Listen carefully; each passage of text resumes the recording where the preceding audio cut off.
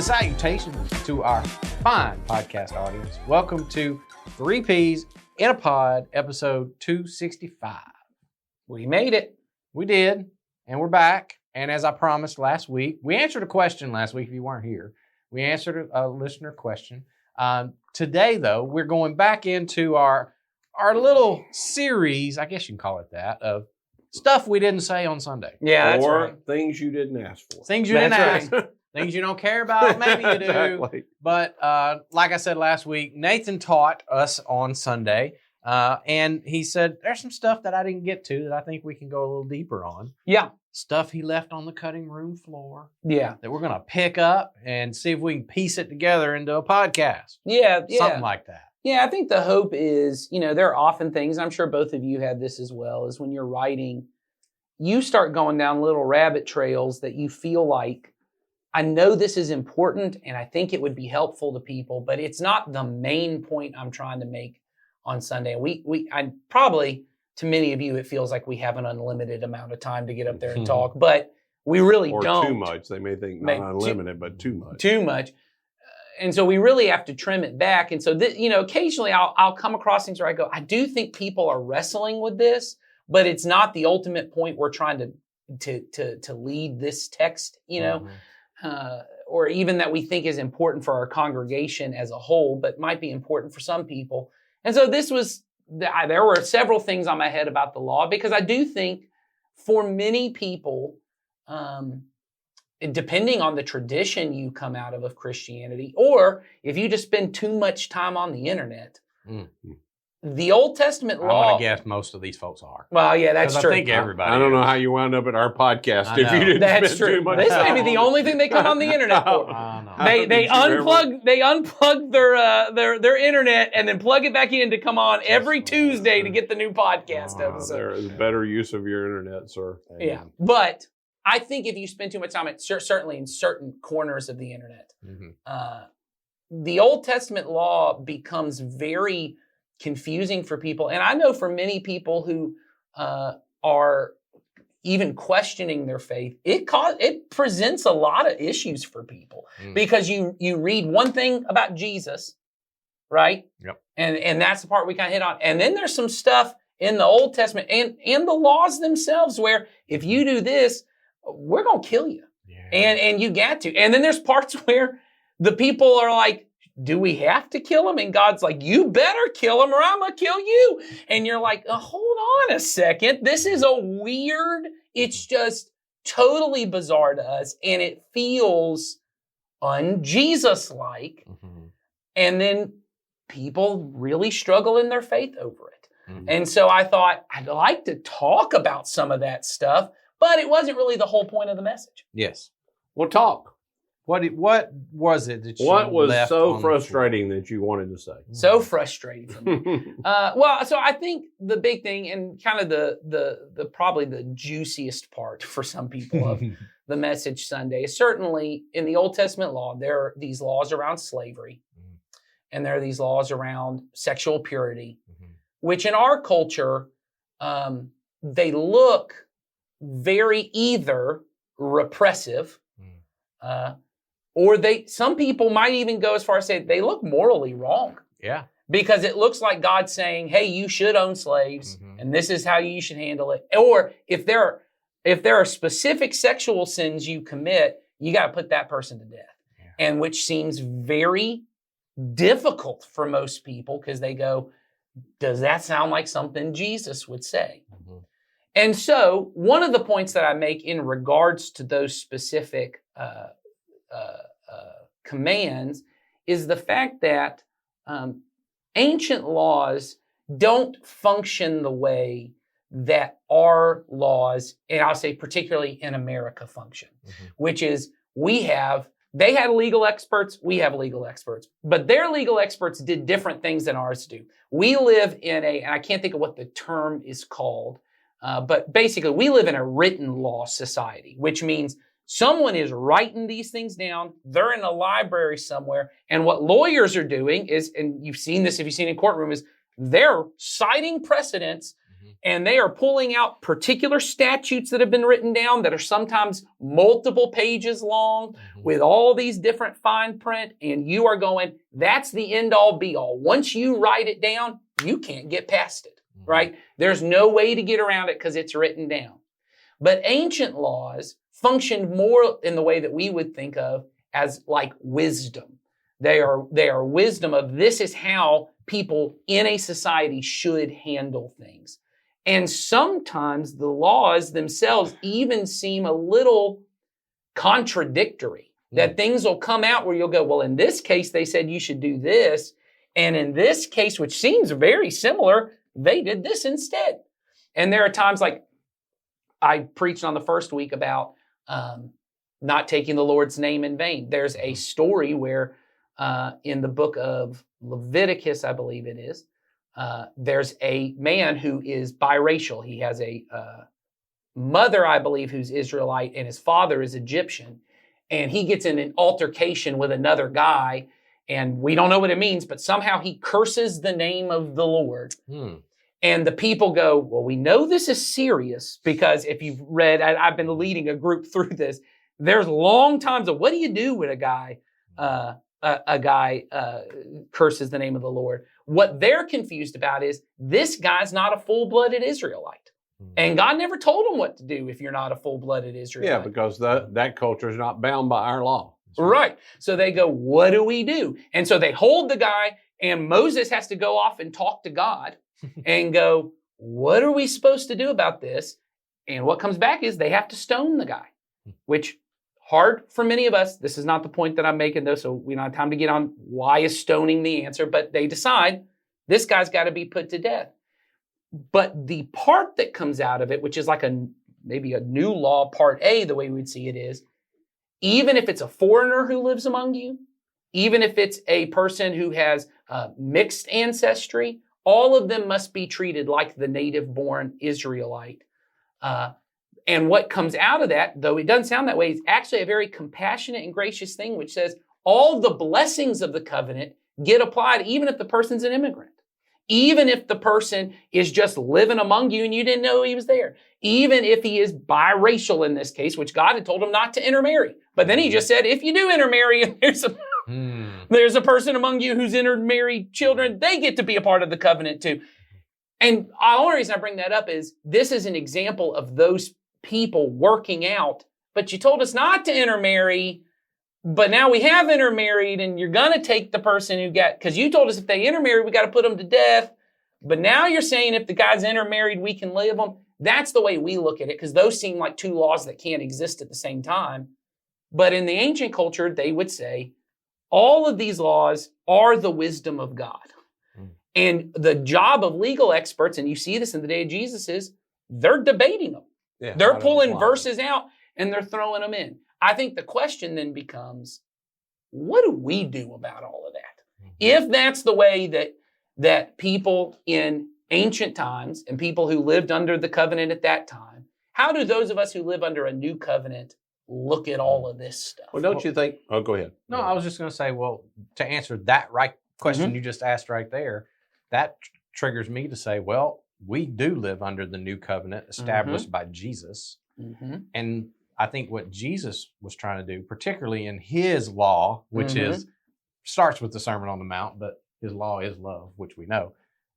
He is the one that helps us see where the law was pointing us. Because I think I said this one in the lead up to this conversation. I said, the ancient Old Testament laws, people saw them as functioning like fences to hem people in, very particular, guidelines. Here's the boundary. You cross this boundary, you're done. But I think the way Jesus then starts to say, no, here's what the law meant to do. The law was to point you somewhere, to send you in a direction.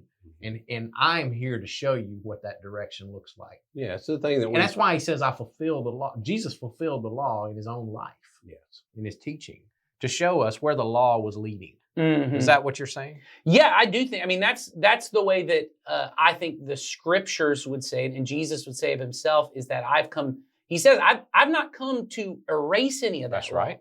None of that. I've not come to wipe it out. And the way, and he said, I've come to fulfill it. And fulfill it doesn't mean delete it. No. What he means is there's wisdom here Mm-hmm. that formed Jesus into who Jesus is. And Jesus goes, but I am the fulfillment of that, which means there was something that about that was maybe missing is a bad way to say it, but it wasn't filled to the full. It wasn't complete. It wasn't complete yet. And that he points them in a different direction to say, this is what it looks like to actually live this out. Because if you look at Jesus, he did not, I'm going to say this very carefully, he did not follow the law precisely in certain cases. Here's what I mean by that. They bring him a woman caught in adultery. Mm-hmm. The law says to stone her, Jesus. Mhm. What do you say? Mm-hmm. And Jesus showed mercy. Well, that's not following the letter of the law. Mhm. He's pointing towards something else. And the group that I lead, that when we were reading through this, that's actually the story that someone, I can't remember who in the group, I do remember who, it was a young lady in our group pointed out. She goes, when I read this story, the one I just told about the guy who you're supposed to stone him and they have to go to Moses to figure it out. I mean, they go to Moses and Moses goes to God. Yeah. She goes, that reminds me of the story where they're supposed to stone the person. And Jesus says, hey, he doesn't say that law means nothing. Y'all don't even understand that law. Mhm. What he says is, okay, he's doing what the ancient legal experts are doing. He's just doing it as the scriptures say, with authority that no one else had, which is he goes, okay, well then how about the person who is without sin be the first one to cast the stone? And he's going, let's get to the heart of what is God actually wanting to see accomplished. Well, there's so much in that story. I think, it is a good illustration of the things you're talking about. But Jesus already knew when they threw the woman down in front of him and said she was caught in the act of adultery. Mhm. Well, They're also, sorry. he already knows they are being hypocritical of what they have done, because if I'm caught in the act of adultery, there was a dude there. Right. That's right. And they did not bring that guy as the law Had commanded. demanded that they do. Mhm. So he's smart enough to know this ain't all on the up and up. Yeah. And so there's something else going on. So while that's a good illustration of, what you're talking about, wisdom, the wisdom of Jesus was at that point, let's turn that on them and just say, hey, I know what's happening here, boys. And all y'all ain't completely clean. Mhm. And so I guess if you want to carry this out, being unclean, Mm-hmm. I guess you can go on if that's the standard you're going to hold. But let's just make sure that I said, that guy that threw the first stone, he's saying he's perfect. Y'all all think he was perfect? That's what I think is happening in that. Mm-hmm. And what I think is happening with Jesus, and your thing of the fence, Jason, I do think that's the way almost everybody sees laws. Mm-hmm. What Jesus does, I think, in saying he redirects us to the difference between a boundary set of laws and a one giant command, which becomes a centered set, is that all the wisdom of the law and prophets has been pushing us toward this one law of, I love God with all my heart, mind, soul, and strength, and I love other people. All of these things we're supposed to, and you got caught on, I didn't step over this, and I didn't step over this, but I don't like nobody. And I'm not fully devoted to anybody but me. And Jesus is constantly pulling his followers toward a centered set, which is him, the fulfillment of the law. Because when you live that way, like Ed's talking about, when you live with the love at the center, you don't need fences anymore. Well, that's what Paul says. He says, the fruit of the Spirit is love, joy, peace, patience, kindness, gentleness, goodness, and self-control, against which these things, there is no law. That's right. There is no law. Yeah. Law is not necessary. He also says that all these other laws were schoolmasters to get us to this place. They were tutoring us when we were too young, which, little children need fences. That's right. They'll run out and do things because they're just not wise yet. But once you get grown, you should be at a place where you go, here's the ultimate thing I'm going for. It's the reason Jesus was able to say, for example, in the Sermon on the Mount, he says, I know you've heard it said, don't commit adultery. That's the fence. But if you became a person that could not imagine yourself looking at someone with lust in your heart, the fence is irrelevant. That's exactly right. Because you don't even get near adultery because of the person you have become. Because at its core, lust is my needs over you. Yep. I'm a person that has needs, and you are just the object for me, That's including if it's somebody who has agreed to meet my needs. Mhm. If all I do with you is to satisfy me, well, I'm still lusting, even if we had some right to do whatever it is that we did. Yes. My need is not the ultimate thing. Love is, I put you above me, you above me. I submit my need to you, trusting that if we're in a loving relationship, you will submit your need to me, and the whole thing will take place.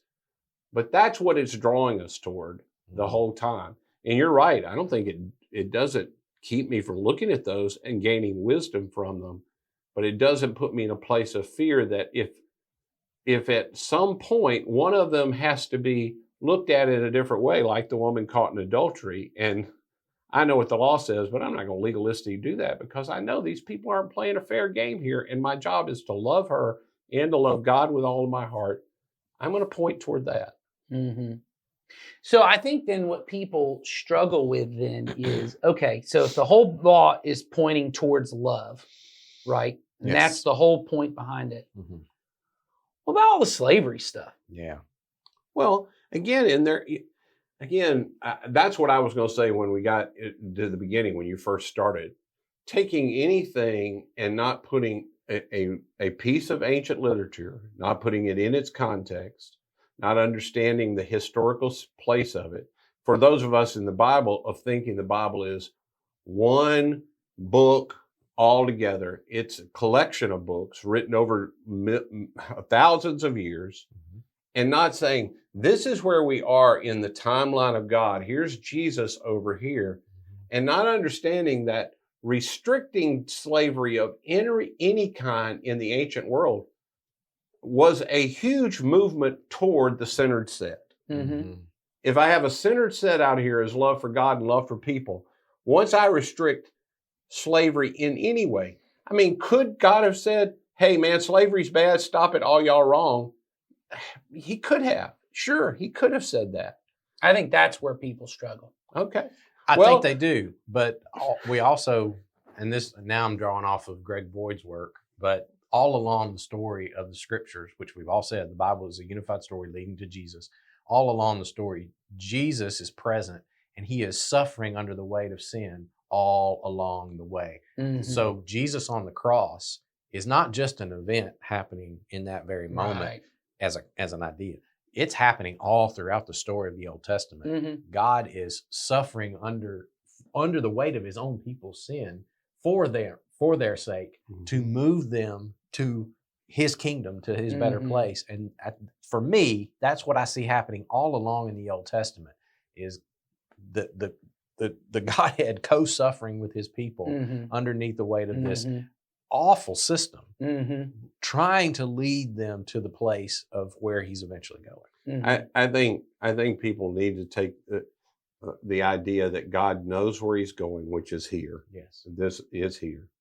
And like you said, suffering with people all along the way, much like a parent suffers with a child who is too young to understand what I need them to understand, what that is behind the rule that I gave them that they push against. But if I tried to explain the rule to them, it wouldn't help them obey it anymore. They don't have the rational kind of mind to say it. And in the culture that world was in, it's very, very hard for us to imagine how violent and brutal ancient cultures were. And I'm talking not that far back. Sure. How incredibly violent and brutal cultures were, and that slavery was as much a part of their world as anything else. And even having any restriction was an act of love. And for God to explain to them all the reasons behind it, yes, he could have. He could have. Would it have ended slavery? No. Would it have made it easier for a person in the 21st century to go, oh, look, God was clean all along? Well, maybe so. But the truth is, there are going to be things that we don't see in the 21st century Mhm. that people are going to look back in the 23rd century and we think we were clean on. Mhm. And we also were infantile in our way of understanding. Mm-hmm. Yeah, I think the benefit of the slavery passages to us is because I believe, 1 Timothy talks about all scripture is God breathed. All scripture is useful to us. I think there's a usefulness to us. And there's a little bit of what I want to do in this series, keep talking about the particulars of our world. They lived in a particular world, in a particular time and place. And God, what we see in the scriptures is not God showing up and snapping his fingers and go, everything I don't like, it's gone. I don't like that. I don't like that. I don't like that. That's what we expect because that's the way we would behave. Well, it's also what we expect because we think if he snapped his fingers, we'd get to see it. But if God snapped his fingers and got rid of everything he hated, we wouldn't see it because we'd be gone. Yeah, maybe. Yeah, we'd be gone. Yeah. I think, yes, but I think that's the way we think. What we see is we see a God who partners with people. And the way he does it is he gives us, and what the law, because, and I say this in the sermon on Sunday, this is actually technically before I preach the sermon, but so you've hopefully already heard it. They saw the law as a gift of grace. Something has happened since around the time of Martin Luther, where we started looking at some of the stuff Paul says as if Paul absolutely hates the law. I don't think that's an accurate interpretation. The Jewish people saw the law as grace. It is God, because grace is God acting on our behalf, and they saw it as, wow, our God actually tells us what he likes. He actually tells us what works, what would make our life better. And what we see in the slavery passages is God is not only restricting it, if you don't take the thought that what laws are the end of wisdom, of this is the end result, this is what you have to do. If you take it as it's the beginning of wisdom, if you read all those passages like an ancient person, the picture you'd walk away with is God seems to really not like us having slaves. We've all got them, but God really does. I mean, one, he rescued us from slavery. And then he says, if you've got a Hebrew slave, you got to let him go after 6 years. You can have him for 6 years and you got to let him go. And if you kidnap a slave from another person, the person who did the kidnapping, which was basically a slave trader, those people got to be put to death because what you would take from it is, and when they let the slaves go, they'd have to pay them. And you'd go, maybe it's not even worth having slaves at this point. And if you see it as the beginning of wisdom, what you begin to take is the impression he is trying to get them through the work of the Spirit in their life is God's not in favor of you having slaves. And I think it's similar with the sexual purity stuff, which we look at and we go, and once again, I said this to the group I led, I say this on Sunday. I mean, if we're honest about it, there's one verse usually in each set of those that in our culture we find very repressive, which is around same-sex relationships and any same-sex sexual activity being sinful. And we look at that and we go, that's very repressive and it is harmful. But there's about 20 other verses around those, which we all look at and go, why has he even got to tell if you've got a niece or a nephew or a granddaughter, you can't have sex with those people. And if you're having sex with those people, you got to be put to death.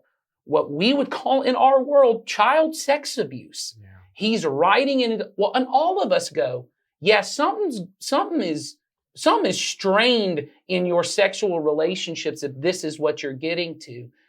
And once again, in an ancient culture where women and children were just living under the threat constantly of any man who wants to do anything he wants to me, no one's going to stop him and no one's going to care.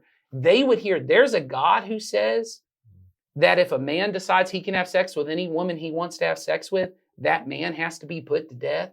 They would look and go, I want to live in that country. That's a God I want to live under. But we get so caught up with there are these, this is the end result and this is the thing he wants. What Jesus says in the Sermon on the Mount is, it's not even about, that was the beginning of it. You've heard it said you're not supposed to do these. What I'm saying is you need to have the kind of view of people where the idea of doing anything sexual with them, if they are not your spouse, that would be abhorrent to your mind. You would go, oh, well, that person's not my spouse, so that's not even a thought that's entering into my mind. Because once again, if you think the law is the end of it, I mean, even Jesus is the end result. Does Jesus literally mean looking at a woman with lust is sinful? But if I can picture her in my mind, or I make up a person, or I AI generate a person who doesn't even exist, and then I look upon that with lust, because that's not a person. Yeah. God's cool with that. Man. No, because You it bring does damage to me. That's right. It You bring does up damage. you bring up a good point of where we are in culture, because I imagine those are going to be arguments used in the near future of how people are going to. Oh, Is it wrong to have sexual favors With a from- robot. from a robot Yeah. prostitute? Is because I'm that not wrong? harming another person. well, there's right? whole. I mean, it currently exists Mhm. Yeah. of AI porn. Oh, yeah. sure, absolutely. And unfortunately they're making all types, in order to keep from harming children and Right. other people. Sure. But is that really, again, bounded set versus center set? Yeah. Is the boundary really helping you? And so what we see At all. in these Old Well, it's Testament, the same way as even legally, if you can take a life legally, and Mhm. to think that I could do it legally and it doesn't damage me right? ignores what most soldiers Yes. come home and tell Oh, us. Absolutely. Yeah. Most soldiers who have had to take lives in the course of battle, Even justifiable. injustifiable, Yeah. do not walk away from that No, as if nothing happened, you can't. because we were not meant to do that. That's right. And so I think what the Old Testament covenant gives us, because all of that part is much more lengthy. Maybe you don't know this because you don't read the Bible. The Old Testament is much lengthier than the New Testament. And the Old Testament was the scripture that the New Testament used. I mean, the early church Early used. church. That's When right. they talked about the scriptures, they weren't talking about Matthew, Mark, Luke, No. and John. They were Mm-mm. talking about all the law and the prophets. But what they were doing was they were reading it in light of this new thing God has done through Jesus. Yeah. We read through that lens, and what it allows us to do is go in the particulars of this world we live in. We don't live in a world where slavery is legally rampant. I know Mhm. slavery still exists, but it is not. It not, is not. not in the United States. There are people there are places on this planet it's legal. Sure, but in our culture, this is not a legal thing, right? And certainly the sexual boundaries of our culture look very different than ancient Israelite culture. But what I look at is I go, so this is how God is partnering based on what I know in Jesus to be true. This is the way God does it in the particulars of a culture. I don't copy and paste, okay, I can't own a slave, because none of us, I think, hopefully we're going, if I could own a slave, Oh my gosh. how would I go about it? So that I don't copy and paste that because that don't do me no good. I look and go, are there things in my current culture that are legal for me to do? That aren't loving toward God or people. Or people. Are there ways that I'm spending my money? Mhm. Are there websites I visit that are not just legal culturally? If for many of us the things we're doing, people would go, well, that's just a healthy expression of who you are as a person and your desires. It should be for Christians to look and go, once again, not copy and paste the law. I go, well, now I know how God works in a culture where slavery was the law of the land and was culturally acceptable. Everyone goes, of course, the way that N.T. Wright says it is the ancient world ran on slavery the way our world runs on fossil fuels and electricity. And I believe there will come a time that maybe 150, 200 years from now, it will be so cultural that people go, so everyone just drove gas-powered vehicles? Mm-hmm. Everyone just... And every home had 4 or 5? Yes. I mean, every person in the house had their own? And believers who knew we were supposed to take care of the creation would gather at churches in these gas-powered vehicles, the way we talk about people in the 1700s went to church and they had their slaves with them. Oh, yeah. The same way they would look at it as at some point in the future. There's going to be something. I don't know what it is. But let's imagine this is the thing. Yeah. And they go, why didn't every church start saying, you can't be a Christian if you don't own an electric vehicle? You got to get rid of all. Well, we'd go, well, we live in a particular context. Well, I'll tell you one right now that was hit me today. I had a conversation today with a person who was a missionary in Panama for 12 years and is now here in the States serving. And we got talking about the political divide. And he said, well, just so you know, in the culture in Panama, the divide is so deep that there's a whole bunch of Christians that think if you vote, you are sinning and you can be under church discipline for voting. For voting at all. Because Wow. the political system is so corrupt Mm. that you're trying to gain power through any way other than King Jesus. Wow. Mm. Wow. Well, boy, I don't know. And that's one's- what I'm talking about. That's Yeah. a cultural thing Wow. where some Christians have looked at the wisdom and go, King Jesus says all authority is given to me. Ooh. And when I begin to give any authority to something else, I have violated what Jesus said was his. And I thought, wow, that's a really interesting way to look at It that. is. That's fascinating. And I believe that's why, and that's maybe making you feel more confused, which is not my hope, which is, okay, so should I own an electric vehicle? I don't even know. And not vote. And not vote. Are those, that's not Maybe. even the point. Maybe. Yes. I don't know. That's Yeah. not the point I'm trying to make. The point I'm trying to make is, and this is where I get to at the end of the sermon, which is you cannot just you alone with the scriptures look at That's right. even the teachings of Jesus Mhm. and say, I know what it means to turn the other cheek. Because for 2,000 years, we've all been disagreeing on what actually turn the other cheek That's means. right. Absolutely. And so Mhm. for you to sit and say, I know what that counts as and what it doesn't, and all those things, it is to say, we need people who are deeply formed by the scriptures, who can be in community with one another and say, I know who Jesus is, but I also know, because I think there are ways in which just telling someone, go do what is loving, may dishonor what Jesus meant, because there are ways in which I go, well, I know what love means, which Yeah. love means to let you do whatever feels right for you. That's right. And That's right. It must love be. looks like what Jesus, how Jesus lived, how he died, how he resurrected. But we also need to be aware, Jesus was deeply formed by the whole scripture. He is the point of the whole scripture. And for us to say, we need a community of people who are deeply formed by the scriptures, deeply formed by interaction with the Spirit of God, and who also live in the particulars of the world we live in. Mhm.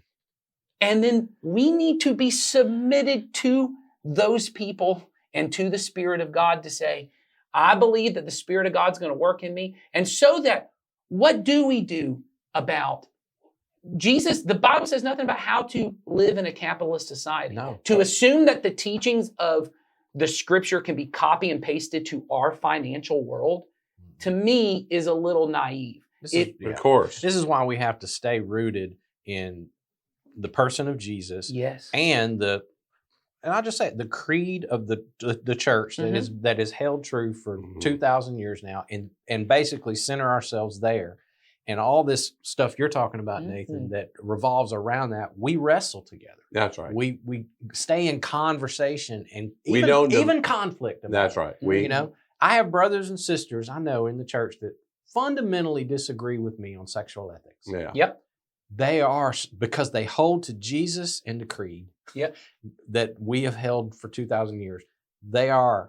We are a part of the same church. Yeah, that's right. You know, That's and we right. are figuring this out in our time. Who's right and who's wrong? I don't know if that even matters, honestly, in the end, because like you said, we're on a trajectory somewhere anyway, Mhm. and that's going to look completely different in 100, 200 years. And that's what matters, That's right. you know? Well, and I think that's one of the bigger things we're going to face as our culture becomes more post-Christian. I think we had a different struggle and we just didn't know it. We know it hindsight now, looking back, to allow the culture sort of for a while sort of agreed with sexual ethics. Yeah. Or with the definite. Outwardly. I agree. No, I'm not saying that, but I'm saying we didn't see the problem of saying, because it's the cultural waters we swim in, everyone goes, that'll kind of form us into people that'll do what Jesus wants us to do. There was a whole set of problems with that. I think we have another set of problems, which is now we have a whole group of people who aren't even culturally formed based on the ideas around what it means to follow Jesus. And if you're in that place where you go, I don't really even know how Jesus, what would Jesus say is loving to my coworker who does, I had someone say this to me, is my coworker doesn't believe what I believe. What does that mean to love them in the way that Jesus wants me to love them?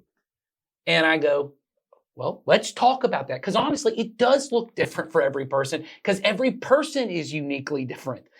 But there are wisdom from the scriptures that tell us what does it look like to love and serve people in the way of Jesus. And truth is part of that. Grace is part of that. Everything mixes in, but you have to have a community of people and being willing to say, I will allow you to help form me as you're helping me to understand the scriptures and who Jesus is. I just think it's going to be critical for us as people because I don't think our world is any less complex than the ancient world. Of course not. It's just a whole different set of stuff. I don't think it's more complex. I don't either. I push against that saying it's more complex. Mhm. It's complex in a different way. Yes. Yeah, that's right. Any place there are 8 people in a room, super complex. Mhm. Yes, that's right. And so what we have to do is we have to use the wisdom of the scriptures, the person of Jesus that we know, the spirit who lives within us, but also the community of the church, which is being formed by the mixture of all of that, to actually help us live in the particulars of our world in a way that honors God and points to his kingdom.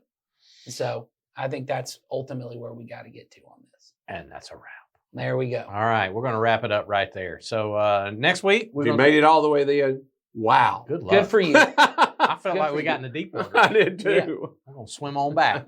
So y'all come back next week. We'll have something else for you. We're going to do this.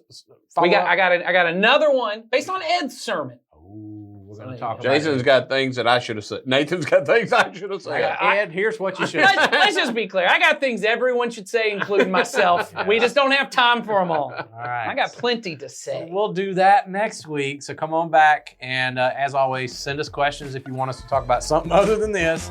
Links in the description. See you next week.